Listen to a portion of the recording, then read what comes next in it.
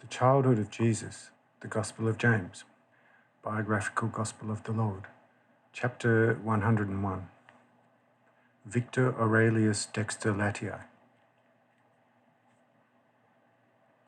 Joseph then went over to the girl, who was still occupied with the baby, tugged at her sleeve and said to her, "Listen, my beloved daughter, have you really not noticed who is here? Do look up for once and see." At this the girl awakened from her ecstasy and beheld the glittering Cyrenius. Thereupon she was greatly startled and asked in a frightened tone of voice, "Oh, my dear father Joseph, who is this so very brightly glittering man? What is he doing here? Where did he come from?" Joseph answered the girl, "Oh, do not be afraid, my daughter Tullia. See, that is the ever so good Cyrenius, a brother of the emperor, and governor of Asia and a part of Africa. He will surely put your matter in the best order in Rome, for you have already become very dear to him at first glance. Now go over and request that he hear you, then put your whole life story before him, and be assured that you will not have spoken to deaf ears." But the girl objected, "Oh, my dear father, that I dare not do. For I know that such a lord examines with terrible strictness on such occasions, and if he finds out some point which cannot be proved, he promptly threatens one with death. Thus it happened to me in my poverty once before, when such a lord also inquired of me from whence I came. When I faithfully told him everything, he demanded unquestionable proofs of me. But since I, in my completely orphaned state and in my utmost poverty, could not produce these for him, he ordered me to keep strictest silence and threatened me with death if I should ever speak any more about that to anyone. I therefore entreat you, do you also not betray me, or I am surely lost." At this, Cyrenius, who had heard this low discussion, stepped over to Tullia and said to her, "O Tullia, do not fear him who truly wants to spare no effort to make you as happy as possible. Tell me nothing more than the name of your father, if you still remember it, and I will require no more. But fear nothing whatever. Although your father's name is lost to you, you will be just as dear to me because you are now a daughter of this my greatest friend." At this, Tullia became a bit more confident and admitted to Cyrenius, "Truly, if your gentle eye deceives me, then the whole world is a lie. So I will indeed tell you the name of my good father. See, his name was Victor Aurelius Dexter Latii. Since you are brother of the emperor, this name cannot be unknown to you." When Cyrenius heard this name, he was visibly stirred and said in a broken voice, "Oh, Tullia, he was my mother's own brother. Yes, of him I know that by his lawful wife he had a blind-born daughter whom he loved more than anything else. Oh, how often I have envied him his good fortune, which actually was a misfortune, but the blind Tullia was more to him than the whole world. Yes, I myself was quite in love with this Tullia when she was hardly 4 to 5 years old, and have often declared by myself, this one or no other shall some day be my real wife. And, oh God, now I find this same heavenly Tullia here in the house of my heavenly godly friend. Oh Lord, that is too much reward at one time for a weak mortal, and for the little that I, who am nothing before you, O Lord, did." Hereat Cyrenius, who had lost his strength, sank into a chair and only after a while regained his presence of mind to continue the conversation with Tullia.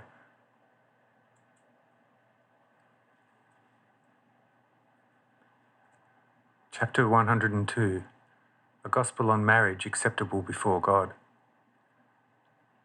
When he had recovered, Cyrenius again inquired of Tullia, "Tullia, would you not give me your hand and become my rightful wife, if I were to entreat you to do so from the very bottom of my heart?" Here Tullia asked, "What would you do with me if I were to deny you that?" And Cyrenius, though somewhat agitated, nevertheless replied with genuine goodwill, "Then I would sacrifice it to him whom you hold upon your arms, and would sadly go my way."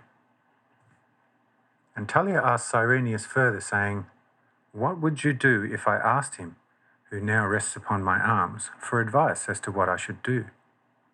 And he advised me against accepting your proposal and told me to remain faithful to the house which has received me in so friendly a way. Cyrenius was slightly taken aback by this question and replied somewhat at a loss. Yes, then, my most wonderful Tullia, then of course I would at once and without objection have to desist from my petition. For against the will of him whom all the elements must obey, mortal man can eternally never oppose himself. Oh, but be sure to ask the baby immediately, so I may find out where I stand as soon as possible. Here the baby promptly sat upright and said, I am not a lord of that which is of the world. Hence you are free in all worldly matters as far as I am concerned. Once you have found true love in your hearts towards one another, then you should not become unfaithful to it. For with me no other law counts in marriage than that which is written with glowing letters in your hearts. If you have already recognized each other at first glance according to this living law, and have bound yourselves, then you shall not separate any more if you do not want to commit a sin before me. I recognize no worldly bond of marriage other than that of the heart. Whoever breaks this, he is indeed an adulterer before me. You, my Cyrenius, have set your heart on this daughter ever so strongly, so you shall not turn it from her again. And you, daughter, were already burning in your heart for Cyrenius at first glance. Therefore, you already are his wife before me, and need not first become so. For I accept neither worldly counsel nor objection, but only the counsel of your hearts. Always remain faithful to this living law, if you do not wish to become veritable adulterers before me. And let him be accursed who, because of worldly considerations, counsels against the matter of love, which is of me. For what is more, the living love which is from me, or the worldly motive which is from hell? Woe also to that love which is based on the world, let it be accursed. These words of the baby confounded all, and no one dared to say any more on the subject of marriage.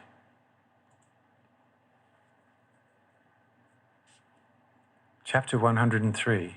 The seat of life is in the heart. And since after this discourse of the baby, all gazed down at their feet in consternation, and no one trusted himself to speak, the baby suddenly opened his mouth again and said, What are you all standing around me for so sadly now? After all, I have not done you any harm. To you, my Cyrenius, I gave whereafter your heart thirsted, and to you also, my dear Tullia. What more do you want? Should I perhaps declare the living adultery to be good, when you children of men have already set the punishment of death on the dead adultery? What sort of request would that be? Is not that which occurs in life more than that which is held in the judgment of death? I would say that you should be quite happy and should not mourn because it is that way. Whosoever loves, does he love in the heart or in the head? But you have drawn your marriage laws not from the heart, but only from the head. Now life is only in the heart, and goes from it into all parts of man, and therewith also into the head, which has no life in itself, but is dead. And since you already sanctioned the laws of the head with death, when these are dead along with the head, how much more fitting is it to respect the living eternal laws of the heart? Therefore rejoice that I, as the living one among you, hold fast to the laws of life. If I did not do so, eternal death would already have come over all of you long ago. That is why I came into the world, that through me all of the works and laws of death will be destroyed and be replaced by the ancient laws of life. And if I show you in advance what the laws of life as well as those of death are, what harm am I doing you thereby, that you mourn thereat and are afraid of me as if I, instead of bringing you life, had brought you death? Oh, how foolish you are! In me, the old eternal life has come to you, so rejoice and never be sad. Now you, my Cyrenius, take the woman whom I give you, and you, Tullia, take the man whom I have led to you in all earnestness. From now on you shall never leave each other. But when you will have been separated by the death of your body, then the surviving part shall be free according to outward things. But your love shall endure forever. Amen. These words of the small child highly amazed all of them, and Tullia said, completely trembling with the greatest awe, "O you people, this child is not a child of man, but he is the highest Godhead itself. Because no man, but only a God can speak like this. Only a God as the origin of life itself can know the laws of life and can awaken them in us. But we humans are all dead. How could we then find the laws of life and apply them as such? Oh, you most holy little child, only now I clearly recognize what I deeply sensed before. You are the Lord of heaven and earth from eternity, therefore all my adoration to you."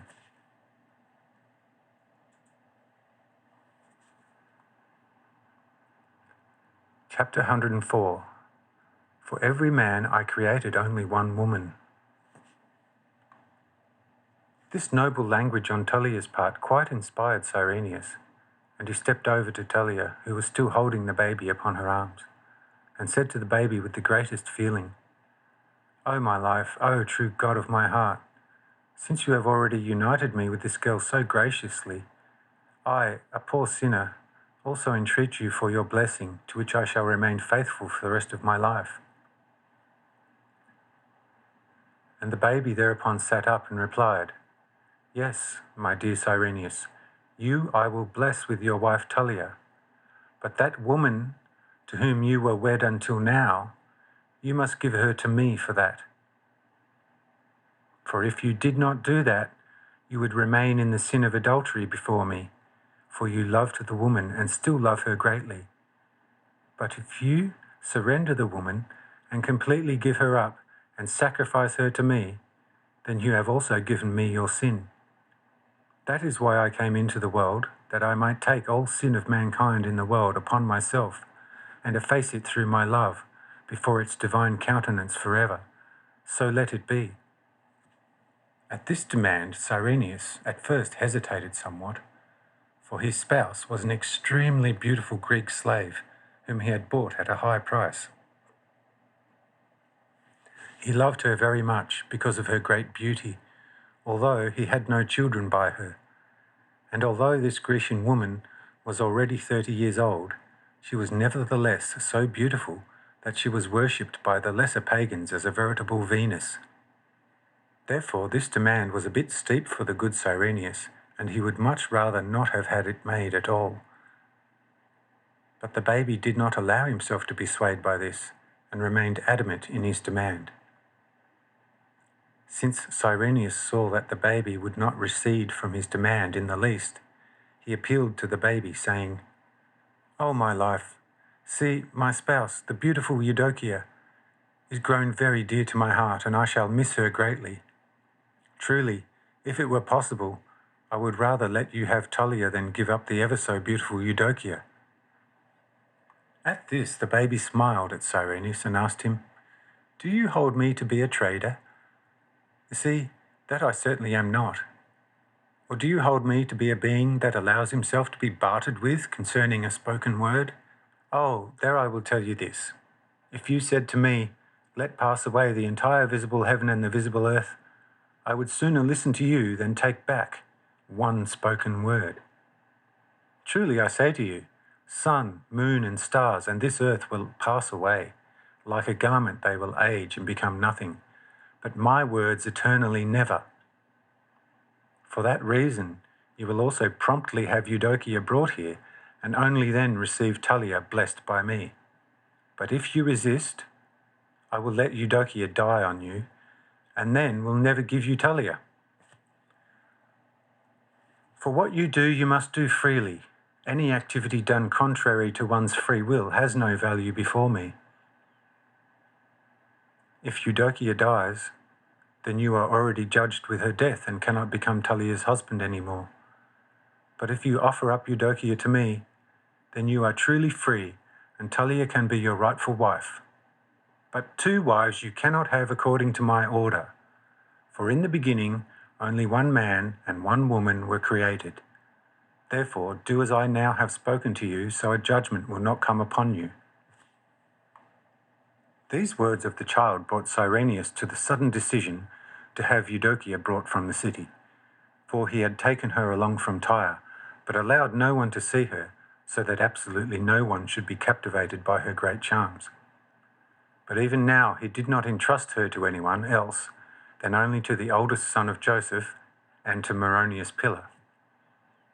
These 2, accompanied by the bodyguard of Cyrenius, went over into the residence of Cyrenius, and very soon brought the beautiful Eudokia into Joseph's house.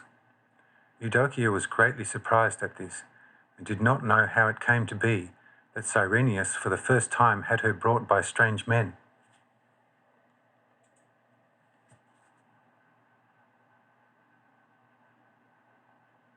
Chapter 105. Cyrenius makes a sacrifice. When Cyrenius now saw Eudokia opposite Talia, he found her to be considerably more beautiful than Talia, and it hurt him to part with her forever. He therefore asked the baby once more if he might not at least keep her as a maid and companion of Talia. But the baby said, "My Cyrenius, you can take as many maids as you like into your house, but not Eudokia. Her you must leave here, and that because I want it that way for your own good." When Eudokia saw and quite plainly heard how this small minor child answered Cyrenius in a commanding manner, she was horrified and exclaimed, "But in the name of all the gods, just what is this? A minor child commands him before whom Asia and Egypt tremble when he speaks? And the great commander listens fearfully to the so firmly commanding child, and willingly submits according to his declaration? As I hear, I am supposed to separate from Cyrenius, so that another one may take my place. Oh, that will not happen as easily as this minor child may think. It would in fact be an utter disgrace for you, O mighty Cyrenius, if you should actually allow yourself to be commanded by this child. Therefore be a man and a Roman." When Cyrenius heard this from Eudokia, he became provoked and declared, "Yes, Eudokia, right now I will show you that I am a man and a Roman. See, even if this child whom Talia coaxes were not of divine origin, and he were to speak to me with nearly such divine wisdom, I still would do as he says. But this child is of the most high divine origin, and I thus will follow him all the more in whatever he wants of me. Now what would you prefer, to do what this child of all children wants, or to die forever?" These words of Cyrenius to Eudokia had a great effect. To be sure, she began to weep, because she now would suddenly have to give up so much splendor. But in doing so, she considered that a God's counsel just does not allow itself to be amended, and thus resigned herself to this turn of providence. Mary now went over to Eudokia and assured her, "Eudokia, do not mourn over this exchange, for you gave up only a very minor splendor, so you might receive another much greater one for it. See, I am also a daughter of a king, but the royal splendor is long passed away, and see, now I am a handmaiden of the Lord, and that is a greater splendor than all the kingship of the world." These words had a very strong effect on Eudokia, and she began to take heart in Joseph's house. Chapter 106. Eudokia finds a great splendor. Eudokia now asked Mary whence it came to be that this baby was so full of miraculous power and of such most high divine nature, and how it came to be that Cyrenius now depended so much on the words of the baby. To this Mary charmingly replied, "Dear Eudokia, see, not every matter can be hurried unduly. Each thing needs its time, and with gentle patience we get the farthest. Once you have been with me for a while, you will find out everything. But for the time being, believe that this child is greater than all the heroes and gods of Rome. Did you not feel the great power of the storm the day before yesterday? See, it came from the mighty hand of him with whom Talia still plays. What the power of this storm did with the temples in the city, it could also do with the whole earth. Now you know enough for the time being, and may not know any more for the sake of your salvation. But when you become more versed, you will also find out more. Therefore, I entreat you for your own good that you will be silent thereof to everyone, for if you talk about it, you will be judged.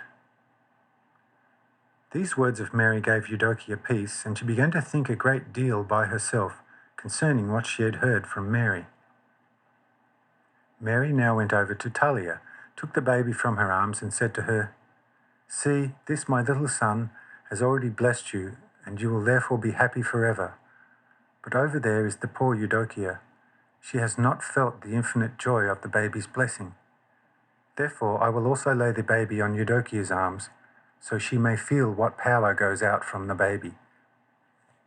Thereupon Mary carried the baby over to Eudokia and said to her assuringly, "Here, Eudokia, is my and your salvation. Take him on your arms for a short time, and experience how sweet it is to be the mother of such a child." With great deference, Eudokia took the baby on her arms, but she feared this most mysterious child and hardly dared to stir. And the baby smiled and said, "Oh, Eudokia, do not be afraid of me, for I am not your undoing, but your saviour. And in the near future, you will learn to know me better than you know me now. Then you will not fear me any more, but love me as I love you." These words deprived Eudokia of fear, and she began to fondle and caress the baby,